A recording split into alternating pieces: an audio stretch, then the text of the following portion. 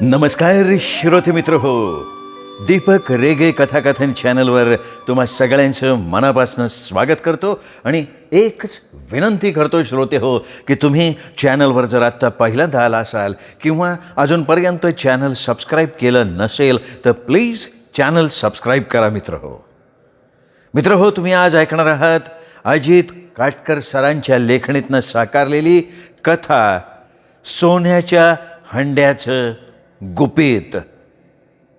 ऐकूया मित्र हो.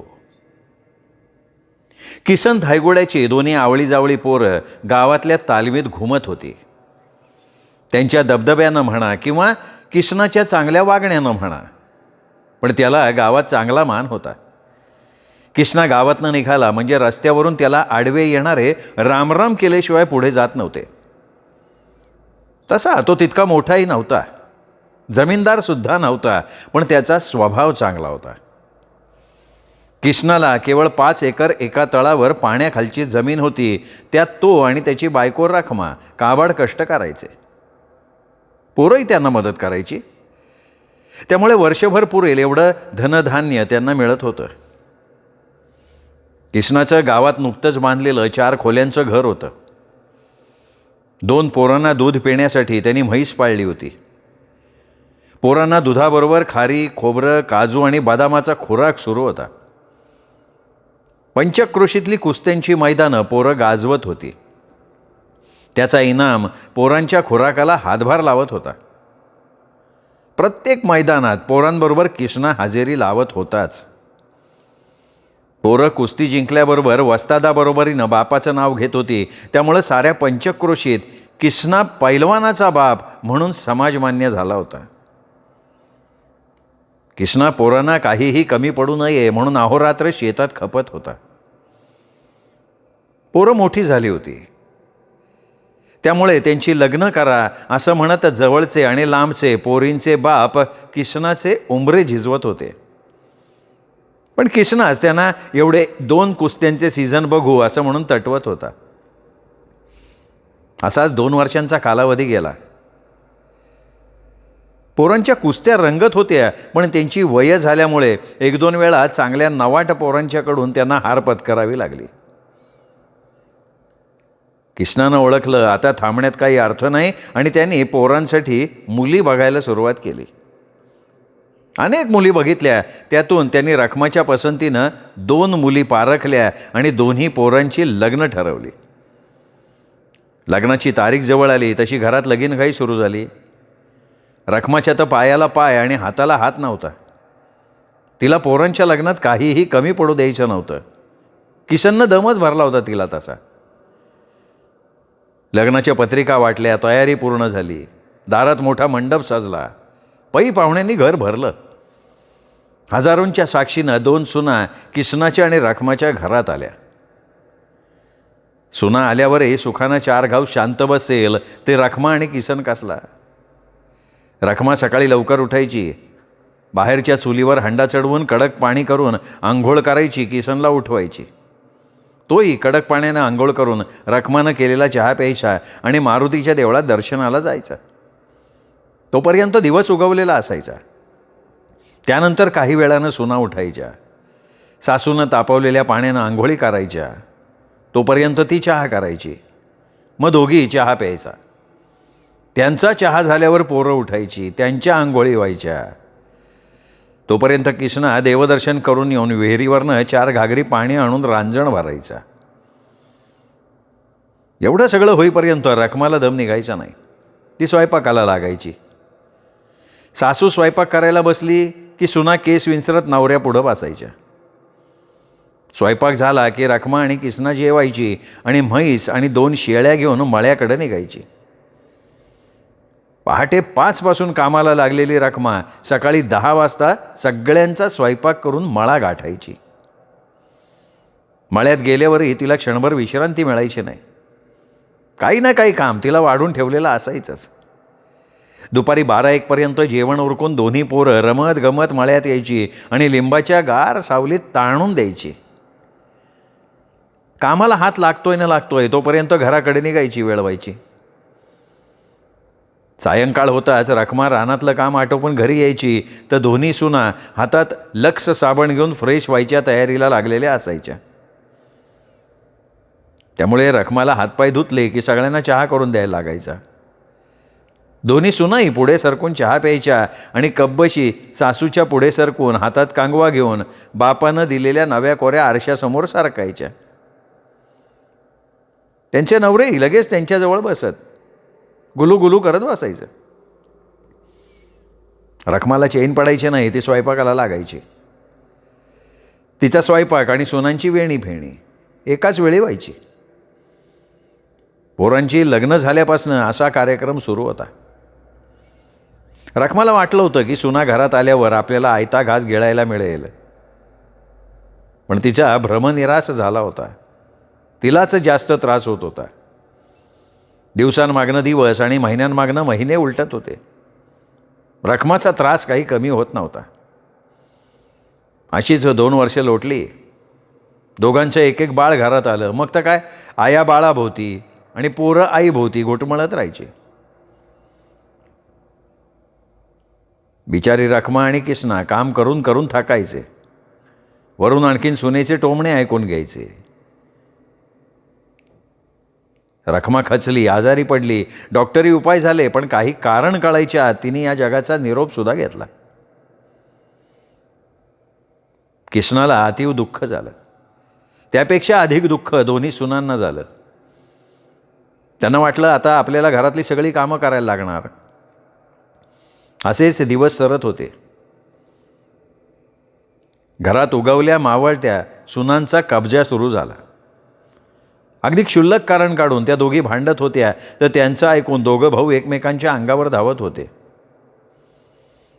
सगळ्या गावाची भांडणं मिटवणारा किसना आता घरातल्या भांडणांपुढे मात्र हातबल ठरत होता. त्यांनी दोघे मुलगे आणि सुनांना एकत्र बसून अनेक वेळा समजावून सांगितलं, पण पालथ्या गाड्यावर पाणी पडल्यासारखं व्हायचं. भांडणं वाचून एक दिवस खाडा जात नव्हता. घरातल्या भांडणामुळे शेतात कोणाचं लक्ष नव्हतं. शेतीत तणांचा बाजार भरला होता, त्यातच उंदरांनी कुस्त्या धरल्या होत्या. पाण्या वाचून पिकं कोमेजून निघाली होती. एकटा किसना सगळी शेती कसायला कमी पडत होता. पोरांनी बायकांचं ऐकून एकमेकांशी उभा दावा मांडला होता. शेवटी धाकटा बापाकडे वाटा मागावा लागला. थोरलाही काही कमी नव्हता. त्याचेही कान त्याच्या बायकोनी भरले होते. त्यांनीही बापाकडे वाटणी मागायला सुरुवात केली. किसनाला आपलं सोन्यासारखं घर फोडायला नको वाटत होतं. त्यांनी दोन्ही पोरांना हात जोडून विनवण्या केल्या, पण काही उपयोग झाला नाही. एक दिवशी धाकट्या आपल्या बाजूचे आणि थोरल्या आपल्या बाजूचे 4-4 पंच घेऊन आले आणि बापाला वाटणी मागितली. हातबल किसना उद्विग्न झाला आणि जरा विचार करून तो वाटणीला तयार झाला. घरातल्या सगळ्या वस्तूंची, भांड्यांची वाटणी झाली. घराची वाटणी झाली. 5 एकर जमिनीची वाटणी निम्मी निम्मी करण्यात आली. 4 खोल्यांच्या घरात 2-2 खोल्या दोघांना मिळाल्या. म्हाताऱ्याला स्वतःच बांधलेल्या घराच्या ओसरीवर जागा मिळाली. म्हाताऱ्याला एक फाटकं घोंगडं आणि मळकट चादर ठेवली गेली. म्हाताऱ्याच्या जेवणावरनं बराच खल झाला. शेवटी सकाळी एकाकडे आणि संध्याकाळी दुसऱ्याकडे जेवायचं असं पंचांनी म्हाताऱ्याला सांगितलं. म्हातारा पार खचून गेला होता. त्यांनी मळ्यात जाणं सोडलं. म्हातारा सकाळी थोरल्याकडे जेवायला होता. थोरला, त्याचा मुलगा आणि त्याची बायको सकाळी सकाळी शिरा उपीट चापून खात, त्यामुळे स्वयंपाक उशिरा करत होती ती. म्हातारा नुसता चहावर असायचा, त्यामुळे त्याला लवकर भुका लागायच्या, दम लिगायचा नाही. मग म्हाताऱ्यांनी जेवण मागितलं की सून घालून पाडून बोलायची आणि शिळं पाकं राहिलेलं म्हाताऱ्याला वाढायची आणि म्हणायची, बिनकामाच्यासनी बऱ्या भुका लवकर लागतात. बिचारा किसना तसेच टोमणे खात ताटात पडलेलं पवित्र करायचा. तांब्याभर पाणी पिऊन देऊळ गाठायचा. पूर्वी त्याचा गावात काय रुबाब होता. गावातली लहान थोर मंडळी त्याला रामराम केल्याशिवाय पुढे जात नव्हती. पण आता त्याच्यावर काय वेळ आली. एक वेळच्या जेवणासाठी त्याला काल घरात आलेल्या सुनांचे टोमणे ऐकून घ्यावे लागत आहेत. समोरून कोणी रामराम म्हणेल या आशेनं जाणाऱ्या येणाऱ्याकडे बघत होता. थोडक्यात काय तर रामराम हे शब्द कानावर पडावेत यासाठी तो त्रासला होता. पण त्याला आता कुणीही रामराम घालत नव्हतं. त्याच्या घरातूनच त्याचं बस्तान उठलं होतं. त्यात गावाचा काय दोष. दिवसभर तो देवळात असायचा. संध्याकाळी धाकट्याकडे जेवायचं आणि पुन्हा देवळात. देवळात असला तर पणतीचा उजेड, नाही तर अंधारातच झोपायचं. हे असे दिवस त्याचे चालले होते. किसनाच्या घरी नेहमी जावाजावांची भांडणं होत होती. त्यामध्ये एक दोनदा त्याच्या दोन्ही मुलांनी एकमेकांना उचलून आसमान दाखवलं होतं. आपल्या अंगात असलेल्या पैलवानकीची चुणूक भावाला दाखवली होती. गाव त्याच्या घरातलं तमाशा बघत होतं आणि भांडणामुळे म्हातारा किसना उपाशी मरत होता. दिवाळीचे दिवस होते. पाऊसमान चांगलं झाल्यामुळे शिवारं हिरवीगार होती. वातावरणात थंडी दाटली होती. त्यातच सकाळपासून किसनला कणकणी आलेली होती. दिवाळी असून आंघोळ करण्यासाठी आणि जेवण्यासाठी घरी गेला नव्हता. तो घरी आला नाही म्हणून घरचं कोणी त्याला बोलवायलाही आलं नव्हतं. संध्याकाळ झाली तरी किसना घरी गेला नाही. रात्री त्याला कडाडून ताप भरला होता. त्याच दरम्यान देसाई गुरुजी कुठून तरी देवळात आले. त्यांनी जोरात घंटा वाजवली आणि जय बजरंग बली असं मोठ्यानं म्हणाले. देवळाच्या कोपऱ्यातनं त्यांना अंधारात कोणाचा तरी विव्हळण्याचा आवाज आला. त्यांनी देवापुढची आरती घेऊन आवाज कुठून आला त्याचा शोध घेतला. तो कोपऱ्यात किसना धायगुडे अंथरुणावर पडलेला दिसला. गुरुजींना किसनाची अवस्था माहिती होती. त्यांनी त्याच्या अंगाला हात लावून बघितलं. अंग तापानं फणफणलेलं होतं. गुरुजींनी त्याला उठवून बसवलं. किसनानं त्यांना सांगितलं की सकाळपासून पोटात अन्नाचा कण नाही, दिवाळी असून आंघोळ नाही, त्यात अंगात ताप भरला आहे. गुरुजी काहीतरी करा, मला यातनं बाहेर काढा.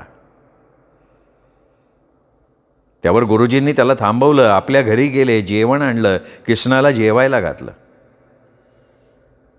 जेवण करताना किसनाच्या डोळ्यातनं अश्रुधारा वाहत होत्या.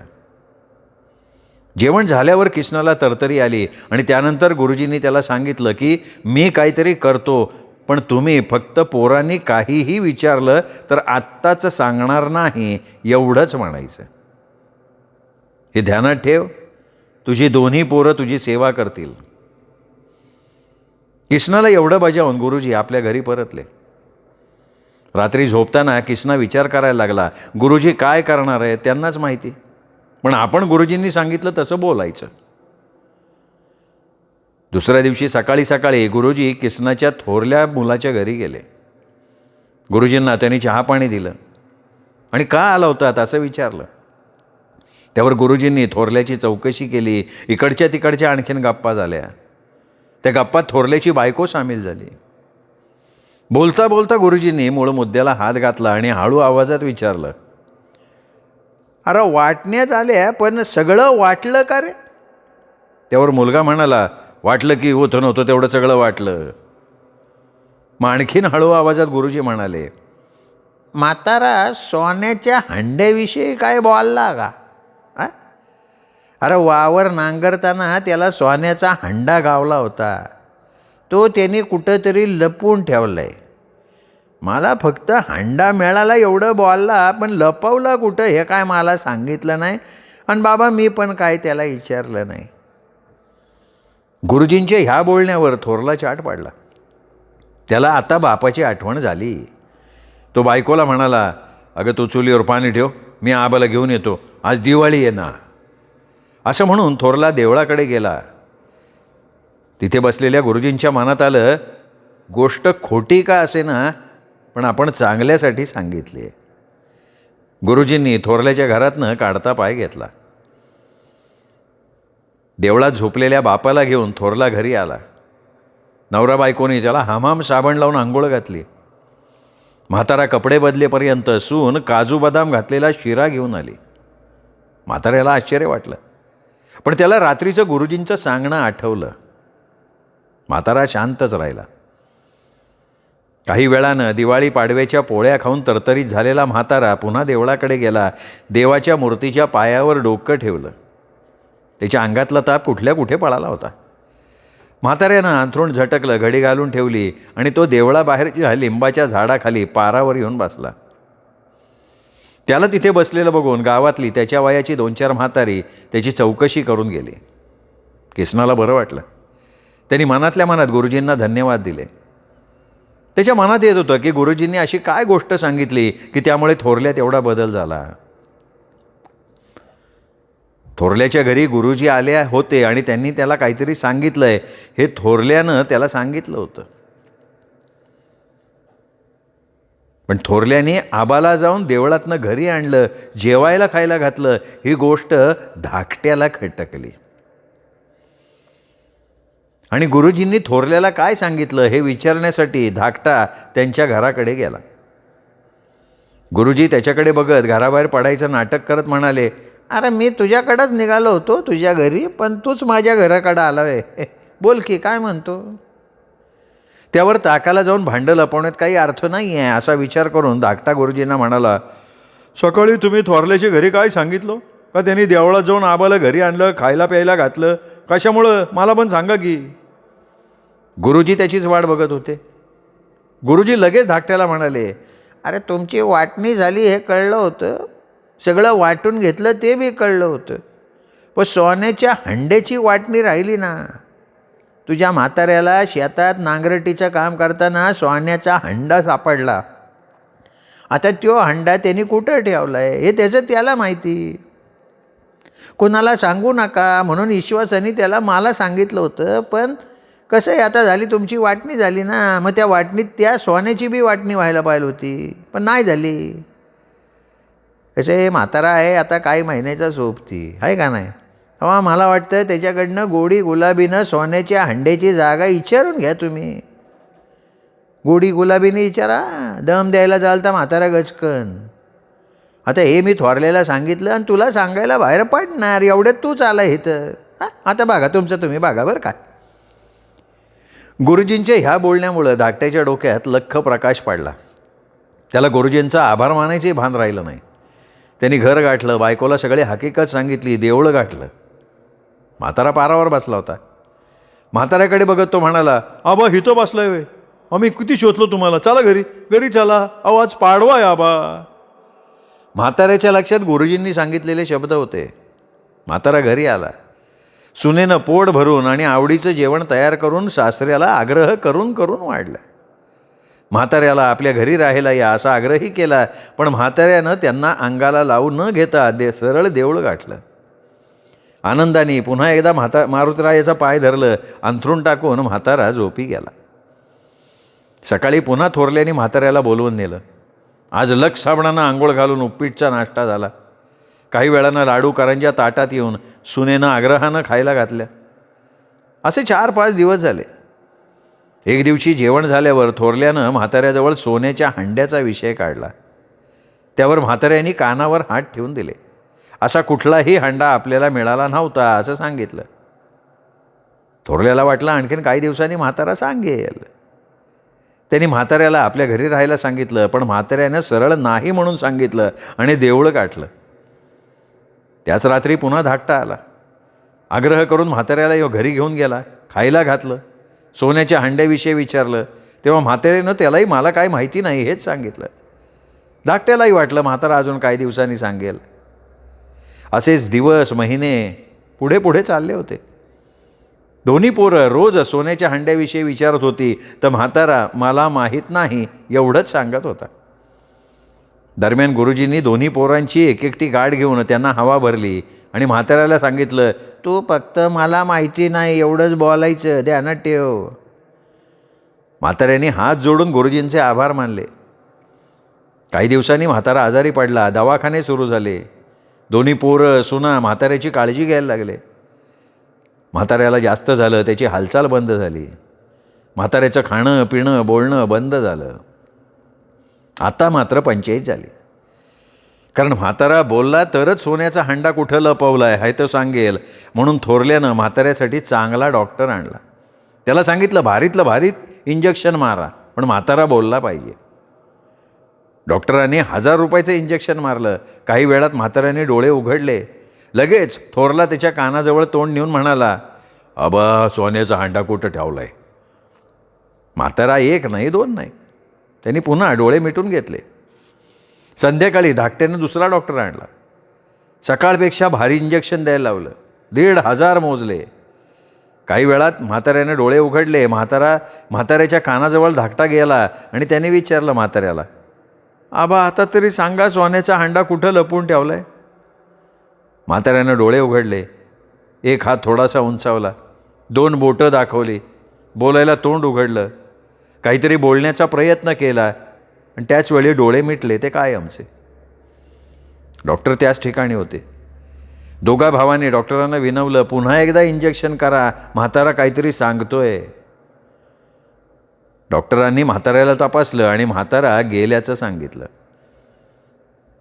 दोन्ही पोरांनी, "आबा, आता काहीतरी बोला की," म्हणून हंबरडा फोडला. त्यांना म्हातारा मेल्याचं दुःख नव्हतं, तर तो सोन्याचा हांडा कुठं लपवलाय हे न सांगता मेला याचं दुःख जास्त होतं. सुना डोळ्याला पदर लावून मनातल्या मनात म्हणाल्या की थेरडा काही न सांगता मेला. त्या गोंधळात सगळा गाव गोळा झाला. भावकी पुढच्या तयारीला लागली. तर बसलेली म्हणत होती, "बरं झालं गेला." काही म्हणत होती, "बरा होता पण गेला." अंत्यविधी झाला. तिसऱ्याला सावडायला गेल्यावर गुरुजींनी पुढे होत विधी उरकला. कावळा लगेच पिंडाला शिवला. म्हाताऱ्याला मोक्ष मिळाला आणि त्या सोन्याच्या हांड्याचं गुपित शेवटी गुरुजींपुरतं मर्यादित राहिलं. श्रोते मित्र हो, कशी वाटली अजित काटकर सरांची कथा सोन्याच्या हांड्याचं गुपित? कथा आवडली असेल, हा व्हिडिओ लाईक करा. मित्रपरिवारात, नातेवाईकात, आपल्या वेगवेगळ्या ग्रुप्समध्ये ही कथा शेअर करा आणि हो, त्या सगळ्यांना माझ्या वतीनं चॅनल सबस्क्राईब करण्याची विनंती करा. चला मित्र हो, पुन्हा भेटूयात वेगळ्या प्रतिथयश लेखकाच्या वेगळ्या कथेसह. तोपर्यंत नमस्कार मित्र हो.